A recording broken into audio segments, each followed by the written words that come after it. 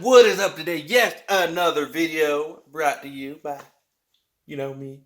Yes, today we are talking about the one, the only, the thing that no flutists talk about ever, ever.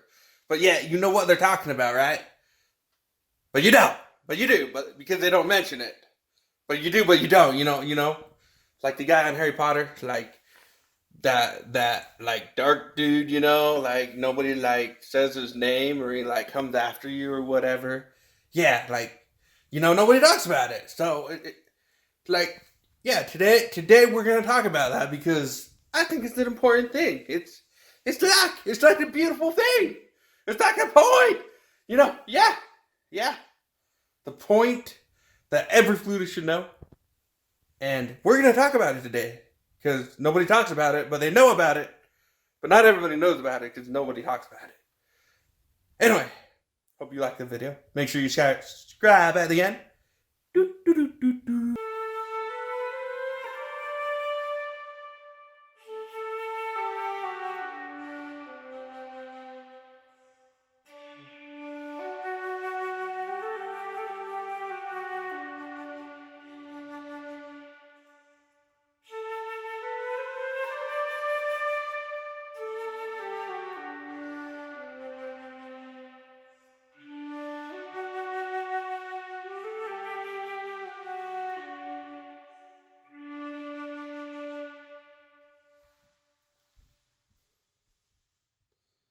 Everybody's heard of this piece in their life. I don't think I need to name the piece. You know the piece. Da da da da. Okay, don't never make me sing on my channel again. Okay. But anyway, yes, beautiful piece. Yes. Every single movement. Beautiful. And this piece, I specifically picked the Paul Hindemith Sonata out just because it has everything to do with what we need to talk about today. And there's some flutists out there that do a really good job of playing this piece and talking about the sound that nobody talks about, that knows about, but probably doesn't know about because people don't talk about. Yeah. And so today, I specifically want to talk about examples as this piece, as any piece. We're going to talk about climatic points. Now, naturally, if you're a music major at all or anything like that matter, like sequences, sentences, but you don't need to know any of that. Yes, I just said you don't need to know anything about, sequences and stuff like that, and phrases and you don't need to like literally like know like what every single thing means. Yeah, I just said that. But it's great that you do know that because somebody has to understand it. Anyway, now like I said, climatic points in pieces. For example, now this first movement's full of like many many examples and stuff like that. And so, yeah, I think everybody knows that. It's a beautiful piece. And there's a lot of flutists that play it pretty well. Not every flutist. I might criticize some of them, but I don't judge them. I just want to make them better flutists. But anyway, this last movement is one of my favorite. It's the march. I don't know. I think my camera's dirty.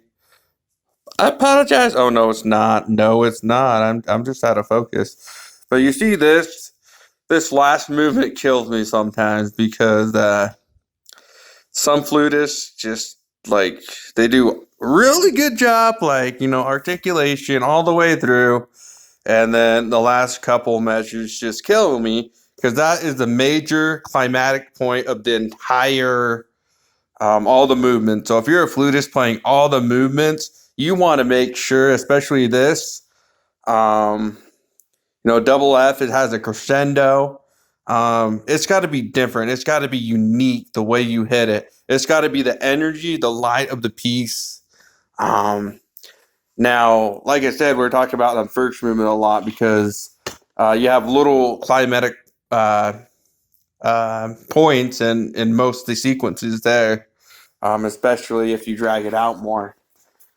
And so I just want to play a little bit for you. I'm not going to go up to tempo, but I just want to get you kind of the idea of what I'm talking about because, and so here we go.